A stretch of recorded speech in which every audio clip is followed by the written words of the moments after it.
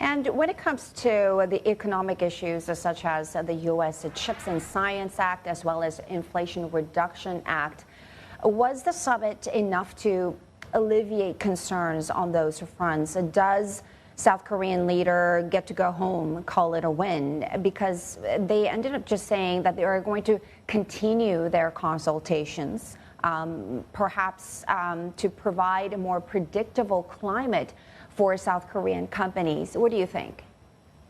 Well, on the IRA side, that is mostly out of the hands of the South Koreans. Of course, that is a law, mandate that has been passed through Congress, and it seems like there's very little that the White House can do. So on that, of course, they're going to continue negotiations and consultations to try to find perhaps some way to work around that. But right now, that doesn't really seem like it's going to be possible. And of course, the pressure is going to be maintained on the CHIPS Act.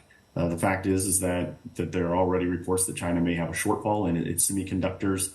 And the United States has been leaning on South Korea to not allow South Korean companies to supply that shortfall. So there's no real reduction there either. I think if there's one point that that President Yoon is going to try to sell here at home, it's the fact that they are lining up major investments coming into South Korea from American companies. I think the headline announcement was actually that Netflix is planning to invest $2.5 billion over the next 4 years. There were also other large investments in the billions range as well that are going to be coming into South Korea as a result of this trip. And so he's certainly going to come home touting those things as major wins. The issue is going to, again, be on whether or not they can sell the extended deterrence, the new nuclear consultative group, as being in line with South Korean interest. Again, I'm skeptical on that front. But also, we have to look at the firestorm that he's returning to over some of his comments that he had done on Japan just before he left for the United States.